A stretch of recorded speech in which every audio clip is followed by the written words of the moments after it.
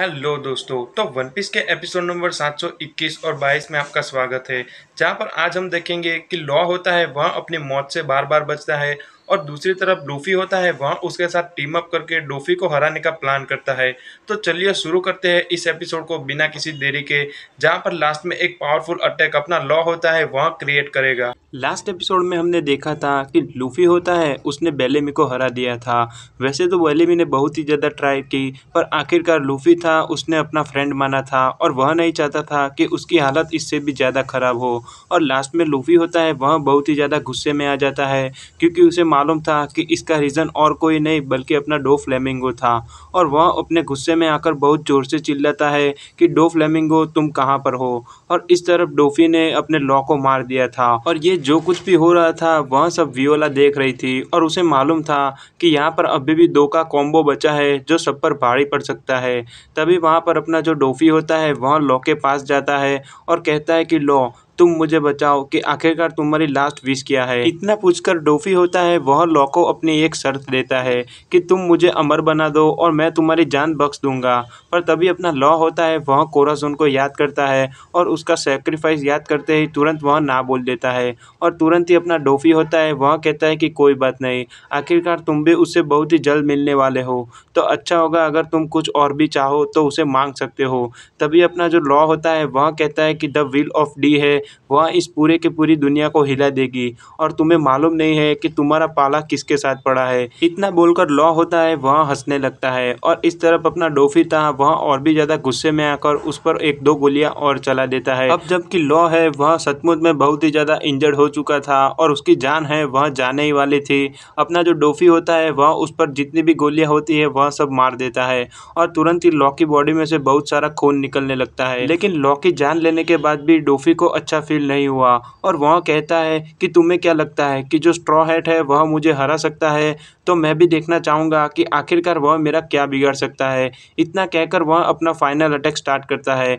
और हमें मालूम है कि पूरी की पूरी सिटी के आसपास बहुत सारे लंबे लंबे वायर जो उसके स्ट्रिंग फुट के पावर से बने हुए थे वह सब धीमे धीमे हिलने लगते हैं। इस तरफ जितने भी लोग थे उन सबको कुछ मालूम नहीं था कि उनके पास क्या आ रहा है और इस तरफ अपना डोफी है उसने अपना फाइनल अटैक स्टार्ट कर दिया था। तभी अचानक वहाँ से अपना लूफी होता है वह नीचे से जंप लेकर आगे आता है और सीधा ही वह एलिफेंट गन का यूज़ करता है, क्योंकि लूफी को मन ही मन मालूम था कि बेलिम की जितनी भी हालत ख़राब हुई है उसका और कोई रीज़न नहीं बल्कि डो फ्लेमिंगो था। क्योंकि वह चाहता था कि डो फ्लेमिंगो है वह उसका साथ में रहे और उसके लिए ही काम करे। पर तुरंत ही डोफी होता है वह उसकी एलिफेंट गन को ऐसे ही संभाल लेता है जैसे कि उसका बड़ा अटैक उसके लिए कुछ था ही नहीं। पर लूफी होता है वह इतनी आसानी से गिव अप नहीं करता है, क्योंकि अब जाकर उसे चांस मिला था कि वह डोफी के सामने 1 बाय 1 लड़ सके। इसलिए वह उस पर वापस गम गम गैटलिंग का अटैक यूज़ करता है और वहाँ पर जितने भी पत्थर और आसपास की जगह होती है उसको डिस्ट्रॉय करना स्टार्ट कर देता है। उसे लगता है कि उसने हिट किया, पर सचमुच में उसे कुछ मालूम ही नहीं चला और अचानक पीछे से बहुत सारी स्ट्रिंग आ जाती है और डोफी था उसको कुछ हुआ भी नहीं था और तुरंत ही अपना लूफी होता है वह उसके अटैक को बाई चांस डॉज करता है और उसे मालूम चल गया था कि जब तक यह दोनों साथ में है उसे कुछ नहीं होगा।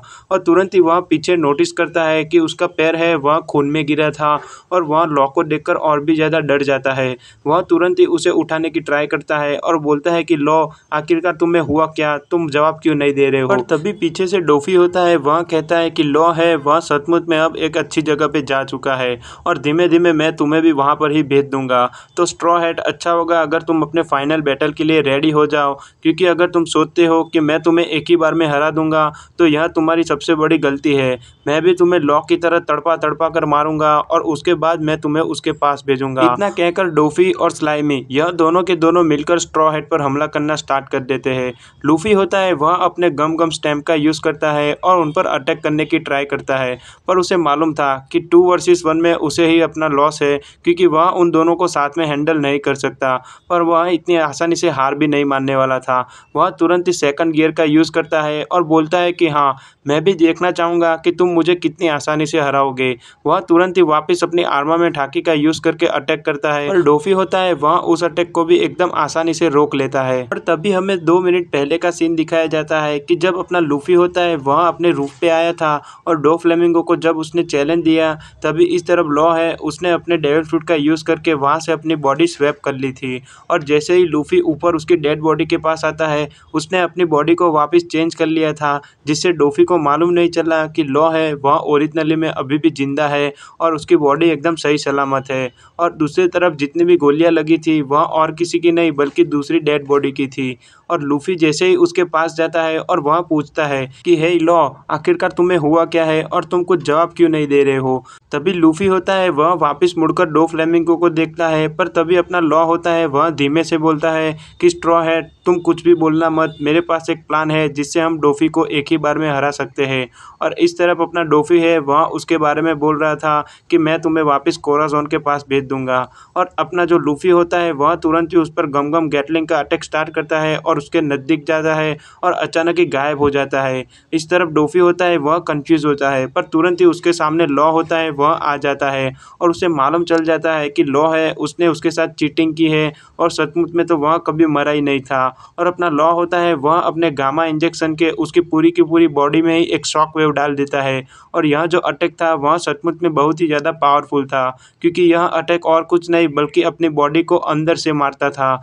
जैसे कि हमें मालूम है कि डोफी है वह सचमुच में बहुत ही ज़्यादा स्ट्रॉन्ग है, पर आखिरकार कोई भी विलन को ले लो उसकी अंदर की बॉडी है वह नॉर्मल ह्यूमन बीइंग की तरह ही होगी। और अपना लॉ होता है उसे यह सब मालूम था, क्योंकि आखिरकार वह एक डॉक्टर का बेटा था और वह उस पर यह अटैक जारी ही रखता है। वह चाहता था कि यह जो अटैक है वह उसे एकदम डीपली असर करे, पर तुरंत ही अपना डोफी होता है वह लॉ को पकड़ लेता है और बोलता है कि यह तुमने अच्छा नहीं किया। पर पीछे से तुरंत ही लूफी आता है और वह उसे एक जेट किक मारता है और तभी हमें मालूम चल जाता है कि इन दोनों का जो कॉम्बिनेशन और डुओ है वह सचमुच में आज डोफी को हरा ही देगा। वह स्ट्रॉ हेड की जेट किक से बहुत ही दूर जाकर गिरता है और उसे मालूम चल गया था कि आखिरकार यह तो कैसा अटैक था जिसने मेरी इंटरनल बॉडी को बहुत ही ज़्यादा डैमेज किया है। पर तभी अपना लूफी होता है वह उस पर अटैक करने जाता है और लॉ कहता है कि नहीं स्ट्रॉ हेड तुम रुको, क्योंकि मुझे मालूम है कि इसके साथ हिसाब बराबर और कोई नहीं बल्कि मैं ही करूँगा।